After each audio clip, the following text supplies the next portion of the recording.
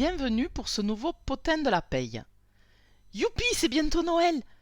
Oui, non mais je sais, on est à peine début novembre. Pourtant, les centres-villes se parent déjà d'illumination et de guirlandes. Donc moi, tout ça, ça m'inspire. Ça m'inspire de faire un point sur les cadeaux et bons d'achat qui pourront être offerts aux salariés en cette fin d'année. En principe, c'est le CSE qui gère les activités sociales et culturelles. Alors, évidemment, en l'absence de CSE, l'employeur peut remettre les cadeaux, des bons d'achat, des chèques cadeaux aux salariés.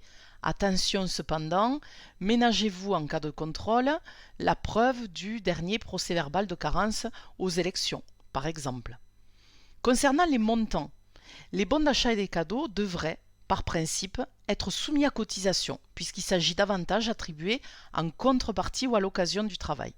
Fort heureusement, l'URSSAF admet une tolérance générale lorsque le montant global de ces bons d'achat et cadeaux ne dépasse pas 5% du plafond mensuel de la sécurité sociale, entendez pour l'année 2023 183 € par année civile et par salarié, alors les bons d'achat et cadeaux sont exonérés de cotisation.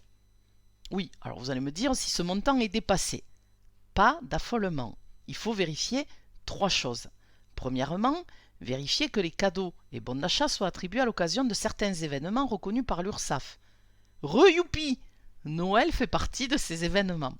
Deuxièmement, vérifier que le montant à cette occasion ne dépasse pas le fameux 5% du plafond mensuel de la sécurité sociale. Et troisièmement, vérifier que l'utilisation de ce bon d'achat ou la remise de ce cadeau soit en relation avec l'événement.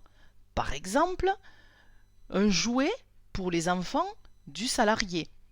Par exemple, la mention portée sur le bon d'achat, sauf alimentation non festive et carburant. Concernant les montants, lorsque vous avez 2 salariés dans la même entreprise qui ont un enfant en commun, qu'en est-il du seuil? L'URSSAF vous dit que le seuil est fixé par salarié et par enfant. Si l'on traduit cette formule, ça revient à dire, par exemple, si votre entreprise décide d'attribuer 50 € de bons d'achat à chaque salarié et 100 € de cadeaux à l'enfant. Les 2 salariés auront droit chacun à 50 € chacun, plus 100 € pour l'enfant chacun. Oui, 100 € par salarié pour son enfant, même si c'est le même enfant. Dans notre exemple, 50 € pour le salarié, 100 € pour son enfant et à son conjoint, 50 € pour lui et 100 € pour le même enfant. Voilà, vous pouvez retrouver un exemple qui reprend cette précision sur le site de l'URSSAF. Concernant une mauvaise habitude, on voit parfois que les bons d'achat et cadeaux sont attribués sous condition d'ancienneté dans l'entreprise. Alors sur ce sujet, aucune décision de la Cour de cassation, mais attention, l'administration considère discriminatoires les critères d'ordre professionnel.